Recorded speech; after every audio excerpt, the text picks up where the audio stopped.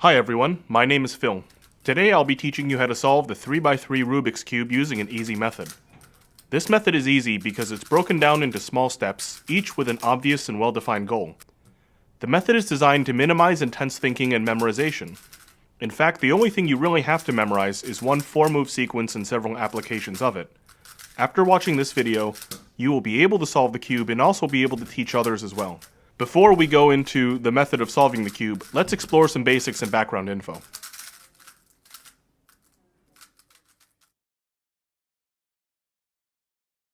This is a 3x3 cube. For the purposes of our tutorial, there are two ways to visualize this puzzle. First is side by side. This cube has 6 sides, each with a different color. The centers of these sides act as swivels, and these stay put relative to each other. For example, no matter how much I mix up the cube, the yellow side will always be opposite of the white side. Secondly, you can think of the cube as layers. You can think of layers like stories in a building. Each layer sits on top of one another, except for, of course, the bottom layer. Here, the terms we will use to describe the layers goes as follows. The first layer is on the bottom, and the last layer is on the top. The middle one is what we call the second layer. The basis for our solving method is to visualize the cube as a puzzle with 3 layers. Now let's take the cube apart and check out the components of the puzzle. You'll notice that there are 3 different types of pieces on the cube. The first type of piece is called the centerpiece. Each centerpiece holds one sticker. There are 6 centers in total. Because the centers don't move relative to each other, the color of the center will ultimately decide the color of each face. For example, if the side has a red center, the entire side should be red when the cube is solved. The second type of piece is an edge which holds 2 stickers. An edge is a type of piece that fits in between 2 centers. For example, this blue and red edge fits between the blue and red centers. The third type of piece is a corner which has 3 stickers. This corner is red, white, and blue, and fits between the red, white, and blue centerpieces. Each piece is unique on the cube. There will only be one white center, one green-orange edge, and one red, white, and blue corner. Along these lines, there will be certain pieces that do not exist. For example, there will never be a green-blue edge, as the centerpieces are opposite. That's about it for background information. Now let's talk about how the cube moves. Each side can be rotated clockwise or counterclockwise. You can make a single or even a double turn. These moves on a cube can be denoted with cube notation, which begins with associating each side of the cube with a letter. The letters we use here are R, L, U, D, F, and B. R stands for right, L stands for left, U for up, D for down, F for front, and B for back. In this tutorial, we'll only be using R, L, U, and F. A plain letter means a clockwise turn of that face with respect to that face, as if you were looking directly at it.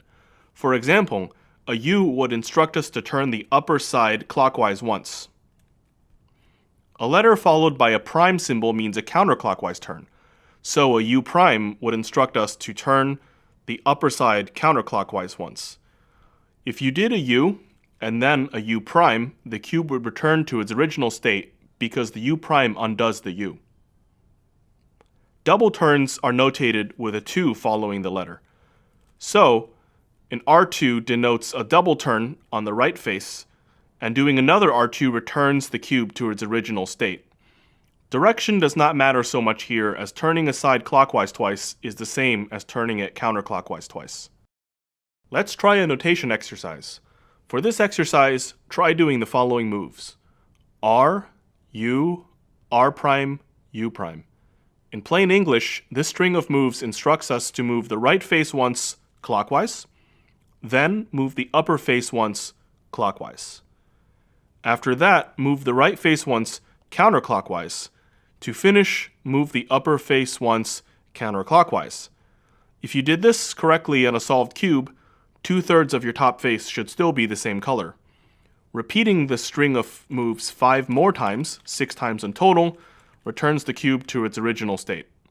There are a lot more types of turns and notations, but the ones mentioned in this section of the video are the ones that will be used to teach the method. At this point, we know how the puzzle works, its basic rules, and how to turn. Now let's take a look at the method and then apply our knowledge to solve the cube. For simplicity, we will break this step down into two separate substeps. The first one is called Daisy, and the second one finishes up the cross for good. We call the first step Daisy because daisies have yellow centers and white petals. The goal of this step is to gather edges with white stickers around the yellow center. For our purposes, the edges with white stickers will be called the white edges. This should take only 1 to 3 moves for each sticker, and it is completely intuitive. We feel the best way to teach this is by example, so here's an example of how to solve the daisy. So to make things easier and more visible, we recommend starting our solve by putting the yellow center on top. We will try to build our white edges around it one by one. Here, one of the white edges, the one in the back, is already solved. That means there are only 3 we have to do ourselves. From this view, we are able to see 3 white edges. Here, here, and here. This one here on the left is only 1 move from being solved, so solving it is very straightforward. Generally, our goal is to go for the easiest ones first. White edges are usually easy if they're sitting in this position or this position. They can be solved using only 1 move. The second sticker we can do here is this one. This one is not in our desired spot, but if we turn the front side this way, it is 1 move away from being solved. This one was solved in only 2 moves, and you can actually think of it as an extension of the first case you had. The first move transferred this white sticker over here, which turns it into the first case we encountered. At this point, you will know how to solve this piece. Now it's time for the third edge. We have no more white stickers right in front of us, but we can spin the cube in our hands to try to find one. Here it is. It's sitting near the bottom of the cube. This one's a little trickier and requires more moves to solve, but we can definitely do it. The first step is to turn the top so that the empty space where you want the edge to go is on top of the edge you're looking at. Now the second thing to do is to move this sticker or this edge piece to either this position or this position. We can do that by rotating the front. You can move it this way, or you can move it that way. Let's choose to move it this way. At this point, this case is really similar to the first one we solved, which was transferring the edge piece directly up. However, this is made a little more complicated because this piece is already white and we do not want to kick it out of its position. So in order to get past this issue, what we'll do is we'll move this empty spot to where you want to put the edge. And then you can see this is exactly the same as the first edge we solved. We just do 1 move and we get it in. At this point, your daisy should all be solved. Let's do another example of the daisy. Here, as you can see, in this case, we got lucky again, which can happen pretty often in this step. This piece is already adjacent to the yellow center. From this position, we can see the 3 white edges we want to solve. This one, and this one. Now the piece here can be solved with 1 move, which is exactly what we've been doing in the previous example. What we'll focus on next is this piece over here. To solve pieces like this, turn the front face, which gives us a very familiar setup. From here, all we need to do is make 1 move to finish it off. The last piece is also 1 move off, so we'll do that to complete the daisy. Here's one situation you may encounter while solving the daisy. This white-red edge is all the way at the bottom, which is on the opposite side of the yellow center. To solve this, simply turn this side twice to get the piece into place.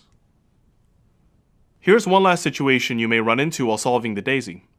You have the pieces solved, but there is something remaining, like this white-red edge over here.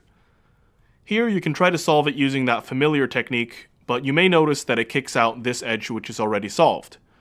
To remedy this, we recommend moving the empty spot over here, which will then allow you to put the piece that you want inside to complete the daisy. Now that we've covered how to solve the daisy, we will explain how to complete the second substep, which is solving the cross. The idea is to align the other color of each of the white edges with its corresponding center by turning the bottom two layers together, and then turning the front face twice when the colors match. Let's go through an example. All we must do here is find a white edge and pay attention to the other color on it. In this case, it's green. So what we'll do is rotate the bottom two layers together until the greens match. Once we know that the greens match, we can turn the front face twice in order to solve the cross piece. At this point, you can spin the cube in your hand in order to find a new piece. The first thing I noticed was this orange piece, and it's already near its corresponding orange center, so there was no need to rotate the bottom two layers together. At this point, once these oranges match, we can turn the front face twice to solve the orange cross piece. Now let's spin the cube one more time to find this red-white piece. And now we want to match the red with the red center, so we can do that by turning the bottom two layers together. And once we have that, we can turn the front face twice. Our last target is this edge, which is blue and white. So at this point, we want to match the blue with the blue center, which is on the opposite side of the cube. So we can turn the bottom two layers together 2 times in order to make the blues match. And at this point, we can turn the front face twice in order to complete the cross. That's about it for the cross. The daisy is slightly abstract and requires some thinking, so make sure you practice that a bit.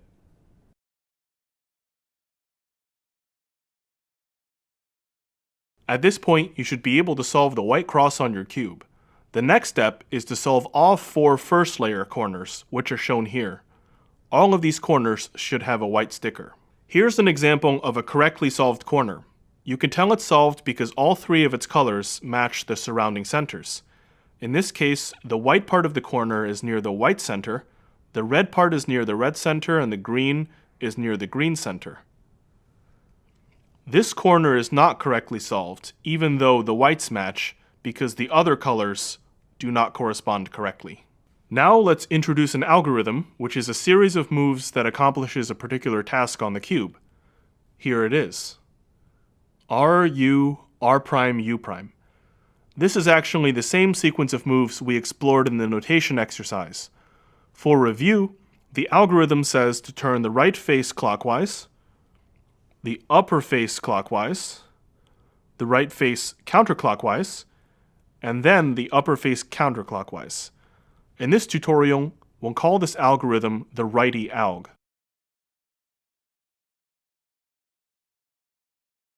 The righty alg has many uses. In this step, we'll be using it to solve the first layer corners. Here's how it works. Repetitions of the righty alg will cause a corner piece to drop from the top right into the bottom right slot. The piece goes directly down. Our goal is to get the corner piece above where it should go and then repeat the righty alg until it is solved. In this example, after confirming that the red, white, and blue corner should belong between the red, white, and blue centers, we shall repeat the righty alg until the corner is solved. Let's try it.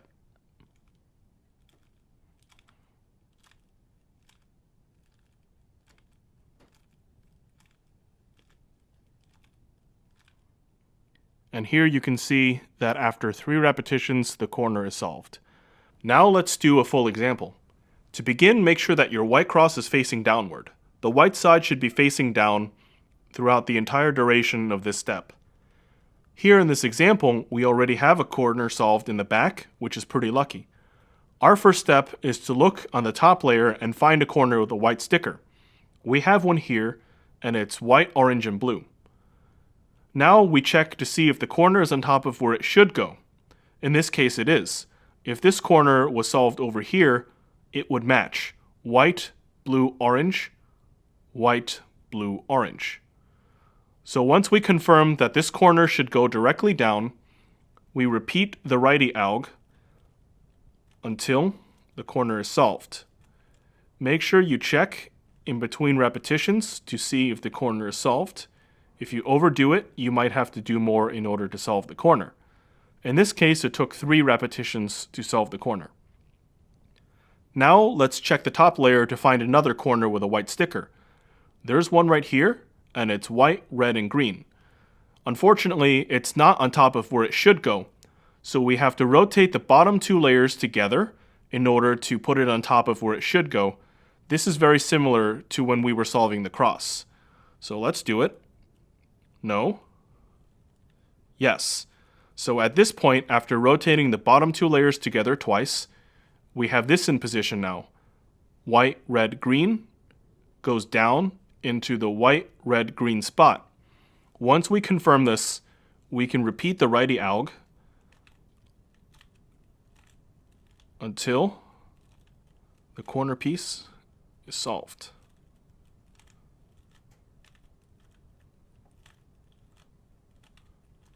And here it is. The last corner is white, green, and orange, and it belongs directly down in this position. So it's already set up for repetitions of the righty alg. There's no need to position it with turning the bottom two layers together. So once this is set up, we can repeat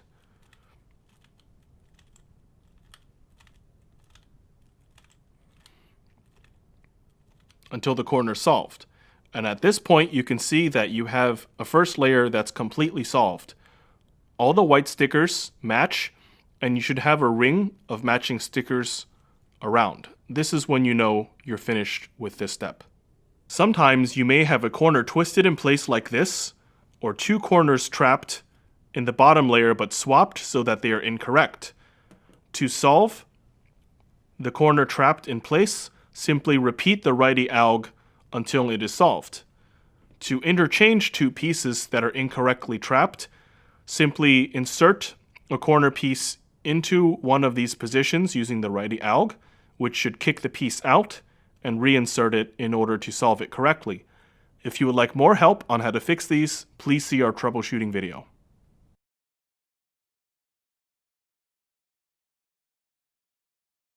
Once the first layer corners are done, it's time to move on to the 4 second layer edges. The 4 edges we're interested in solving include the red-blue, the red-green, green-orange, and orange-blue. None of these edges should have a yellow sticker. In this step, we'll also make use of the lefty version of the righty alg, which is this. L prime, U prime, L, U. This algorithm says to turn the left face counterclockwise, the upper face counterclockwise, the left face clockwise, and then the upper face clockwise. Remember that an L move instructs us to turn the left face clockwise as if we were looking directly at it. Here is the L move one more time for clarity. Let's call the alg we just did the lefty alg.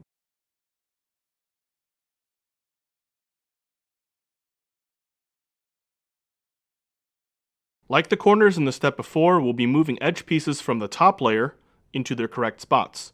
For example, we would like the green and red edge to appear between the green and red center pieces. This is an example of a correctly solved edge. The two colors of the edge match the centers that are adjacent to it. In this step, you'll be using combinations of the righty and lefty algs to manipulate the edges and solve them. In between these algs, we'll be spinning the cube in our hands like this, in the form of spin right and spin left. Spin right follows the U-turn like this, and can be seen here. Spin left follows the U prime turn and goes in the opposite direction of the spin right. This is a spin left. To set up an edge to be solved, first look at the edge. We want to match the sticker facing you, in this case green, with the center of the same color. You can rotate the bottom two layers together in order to match these stickers. So for here, once we notice that this color is green, we'll rotate the bottom two layers together and match it with the green center. There are two ways to solve an edge. From the top layer, you can either move the edge to the right to solve it, or to the left to solve it. For this example, because we match the green ones here, we can then determine that this edge, which is green and red, belongs to the left, in between the green and the red centers. The other case we can have is this piece right here, and we can illustrate it first by matching the greens together.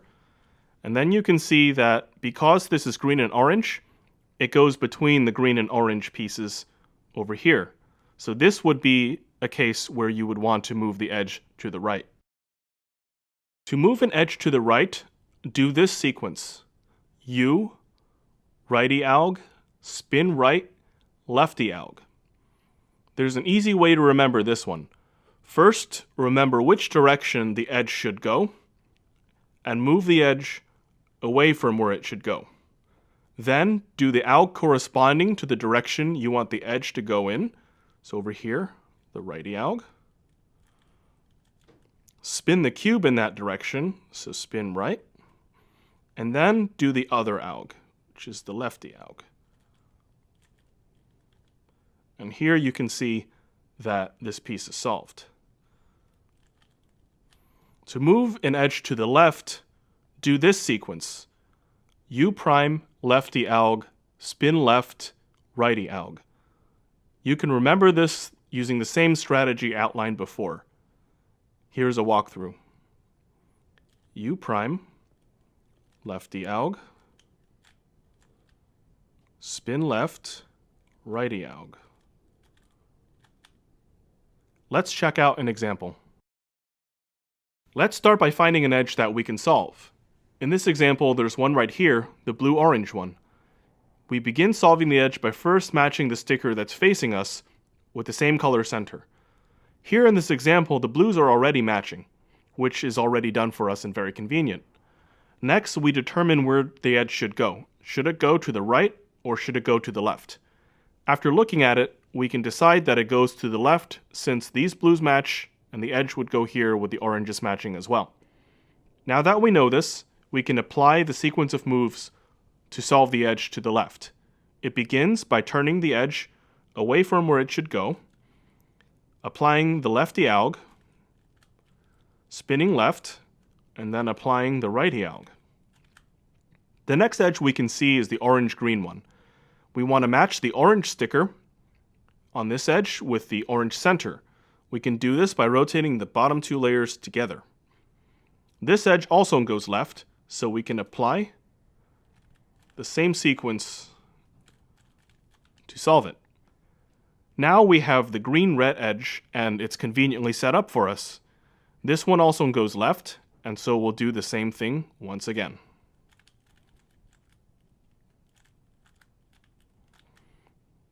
The fourth and last edge is the red-blue one.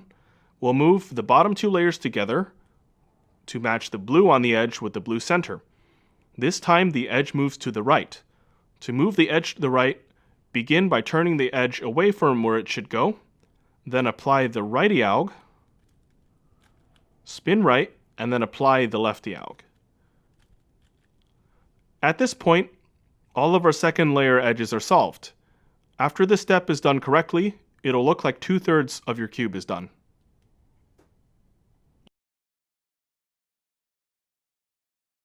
It's time to work on the last layer. The first objective here is to form a top cross like this. This step is different from the cross we solved first in the beginning. Actually, it's much easier. Here's an example of a top cross. Sometimes you can complete the first two layers and already have a cross on the top formed. If this happens, you can skip this step completely. Aside from having the cross solved already, there are only 3 different cases you can encounter. We distinguish these cases based on the pattern of yellow edges facing up. Let's go over all 3. The first one is called the line. We call it the line because the yellow edges form a line with the yellow center. To solve the line, hold it horizontally. Here's how to do it. F, righty alg, F prime. Essentially, we turn the front face clockwise, perform the righty alg, and then undo the first turn we made, which is to do an F prime. It's very easy, and as you can see, the top cross is already solved. The second case is called the angle. We call it the angle because the yellow edges form a right angle together with the yellow center. To set this one up, hold it so that there's an edge on the right and an edge on the bottom. Here, we're going to use a special type of F-turn. Instead of turning the front face on its own, we're going to turn the front two faces together. So this sequence begins with a small f, which is the front two faces together, the righty alg, and then small f prime, which is a counterclockwise turn of the front two faces together. This is the same as the previous sequence, except we involve the front two faces together instead of just one face. The last case is called the dot. We call it the dot because it's a dot and there are no other edges that are yellow that are facing up. To solve the dot, perform the sequence for the line. And then you'll notice that we have an angle, so then we can perform the sequence for the angle. And this case is just an addition of the two previous cases. This step is generally pretty easy because all it is reacting to a small group of patterns. The next step is to solve the positions of the last layer corners. Let's first take a look at what this means. Here's a cube with the last layer corners solved. You can see that each color of the corner pieces matches exactly with the centers they are near. These corners are correctly positioned. Now let's take a look at this cube. The corners on this cube are obviously not solved, but they are still correctly positioned. To illustrate, this red, blue, yellow corner is still in between the red, blue, and yellow group of centers. The corner is in the correct position, it's just twisted. The same is true of the other corners. They are in the correct position, just twisted. This step aims to correctly position all the corners. At this point, we don't care whether any particular corner is twisted or not. There are three cases that can happen, and you can adjust the cube by turning the bottom two layers together in order to get a better view to determine which case you have. Let's start with the first one, which is the easiest. If you take a look and all the corners are already correctly positioned, like in the cube we have here, do nothing. You've essentially skipped this step. The second case is where you have to swap two corners in an adjacent fashion. Let's do an example. Here you'll notice that the red, blue, yellow and the blue, orange, yellow corners are correctly positioned. You can turn the bottom two layers together to get a better view. Now let's take a look at the other two corners, especially this green, yellow, orange one. You'll notice that the green, yellow, orange is not in between the correct group of centers. Instead, this corner belongs over here in the back between the green, orange, yellow group of centers. And the corner in this current position belongs over here between the green, red, yellow centers. At this point, it should be fairly clear that these two should swap. So to summarize, these two are correctly positioned and these two should swap. To swap these corners, hold them so that they're both on the right. The yellow center should be facing up. Once you have this, we can begin doing the sequence of moves that swaps two corners. The sequence looks like this. Perform the righty alg 3 times.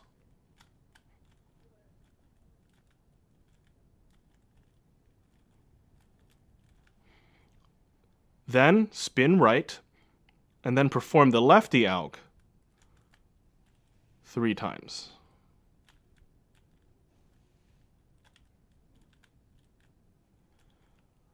Now let's do a check by rotating the bottom two layers together to get a better view.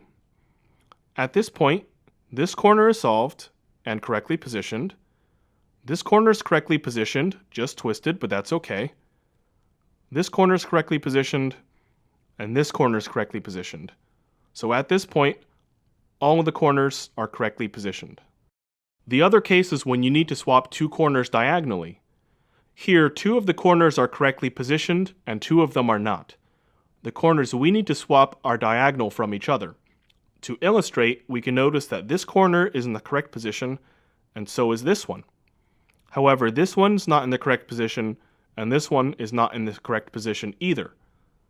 From here, we can tell that these two corners need to swap in a diagonal fashion, which is different from an adjacent swap. To do this, first perform the adjacent swap we learned previously.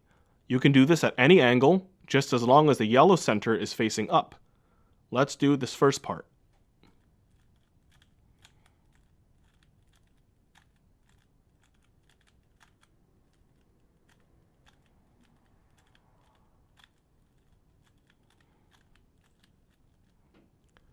After this, you'll always encounter an adjacent swap.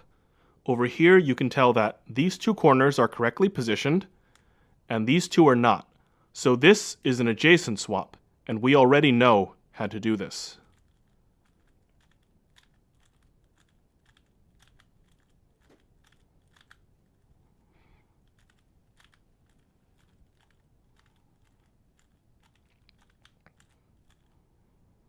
And then we can adjust the bottom two layers and confirm that all the corners are correctly positioned.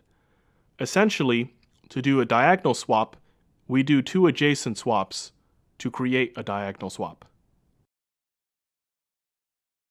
Now that all the last layer corners are correctly positioned, it's time to twist them so that all the yellow stickers are facing in the same direction, which is up.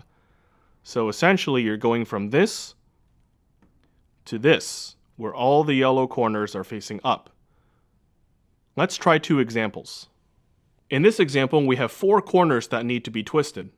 To begin twisting them, we'll first flip the cube upside down so that the white side is facing up. In effect, the corners we need to twist are now in the bottom layer. To begin, first find a corner that needs to be twisted in the bottom layer and spin the cube in your hand so that it's on the bottom right. Here, this is not an issue because all four corners need some form of twisting. After that's complete, repeat the righty alg until the corner is correctly twisted. You can tell if a corner is correctly twisted if the yellow sticker on it is facing down. Let's try it on this corner.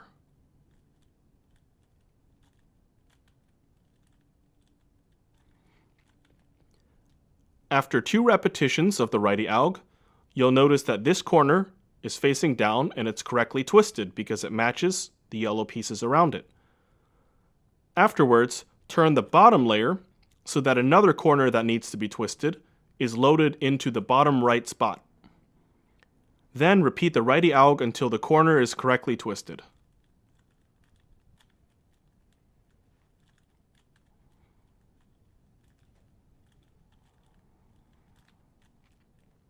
Here we can check this corner has been correctly twisted. Repeat this process until all the corners are twisted correctly.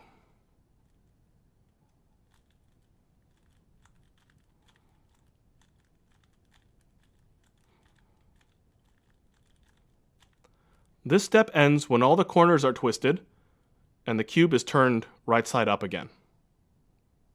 In this example, we'll need to only twist two corners, as two corners are already twisted correctly.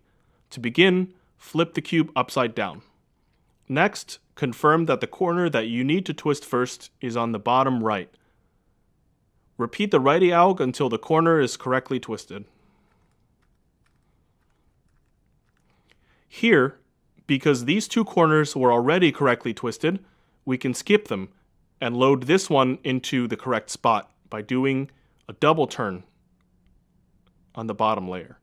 Once this is loaded into the correct spot, we can repeat the righty alg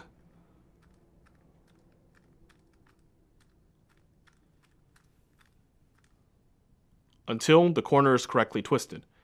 At this point, all the corners should be twisted correctly.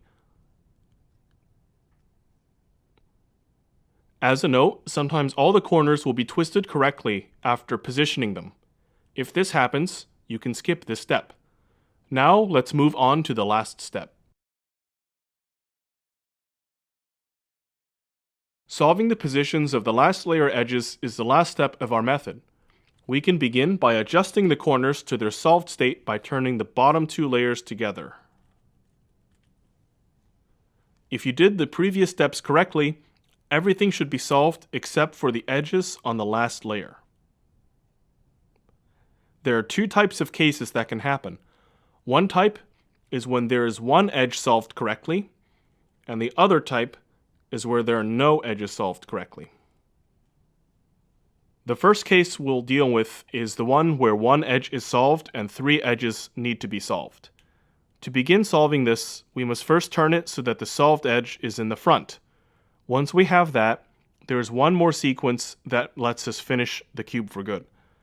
This sequence goes like this: righty alg, lefty alg, the righty alg 5 times, 1, 2, 3, 4, 5.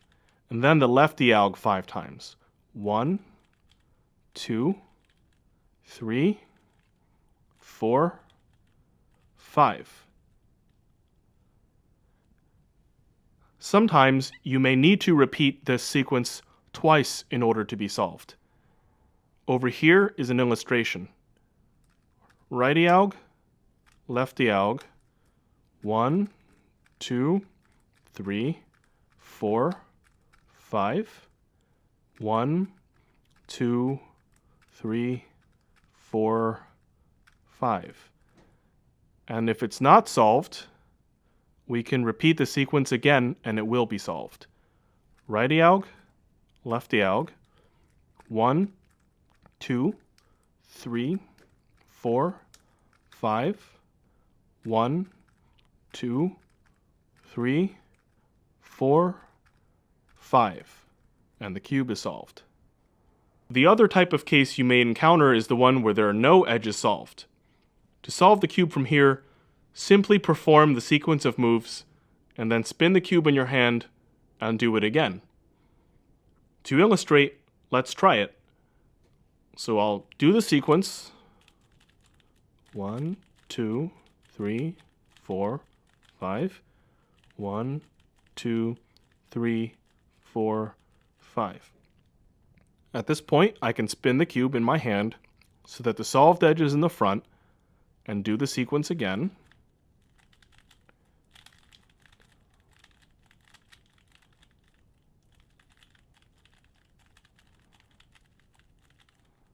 And the cube should be solved. So that's about it for solving the Rubik's Cube. If you understand these moves and sequences, you should be able to solve any cube no matter the scramble. Thank you so much for watching and taking the time to learn with me. For more resources, like our troubleshooting guide and some examples of the method in action, please see links in the description. We'll also throw in some other cool cube stuff in case you're interested in speed cubing.